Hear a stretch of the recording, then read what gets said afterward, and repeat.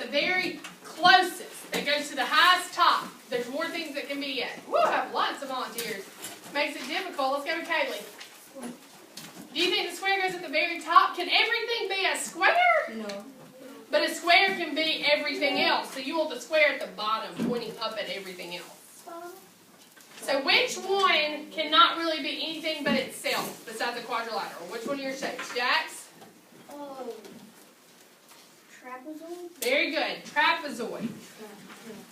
So, a trapezoid can really, the only thing you can classify a trapezoid as, if it's just a plain regular trapezoid, is you can only classify it as a quadrilateral or a polygon. It's at the very top. But, what shape would come next that we could call a trapezoid, a quadrilateral, and a polygon? Kai, you want to try?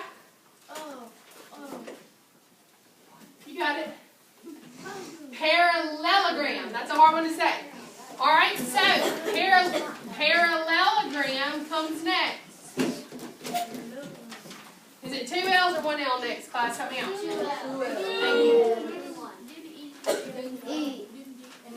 Okay, so this means a parallelogram can be a trapezoid. It can always be classified as a quadrilateral, and it can always be classified as a polygon. We're going to go up, okay? Now, what can always be classified as a parallelogram, trapezoid, quadrilateral, polygon? What's the next one we're going to put on there, DJ? Square. I mean, not square. Rectangle. A rectangle, but I'm going to branch it this way. And there's going to be a reason. There's another one. Yeah, there's no. There's another one that can't be called a rectangle, but it can be called all the other things. What is it? Rhombus. Kite is going to go on there, but not right there. EJ said rhombus.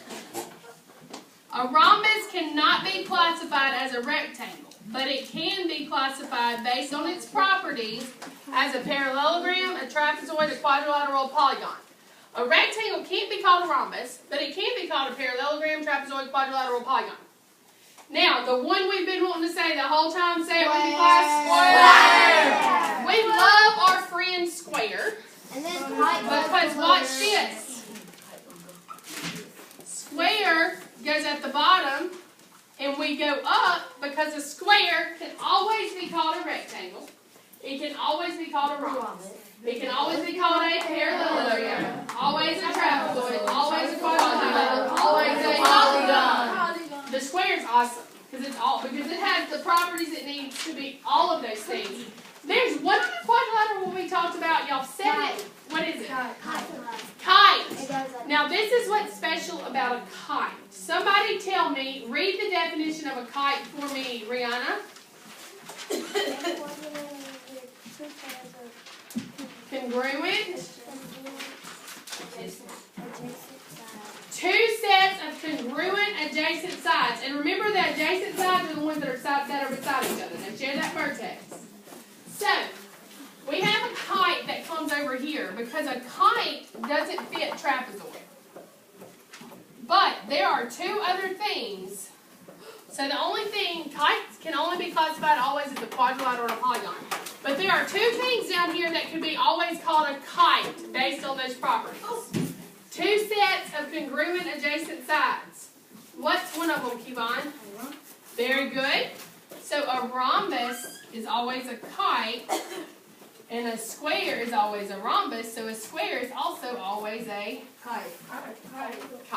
So those 2 kind of go, those 3 right there flow, and then all the rest of them flow. Do you understand how this hierarchy works? Yes. On your test this Friday, your midterm, your 9 weeks, and your state, you're going to have questions where you have to fill in a chart that's similar to this. So you've got to know how they all branch off and work.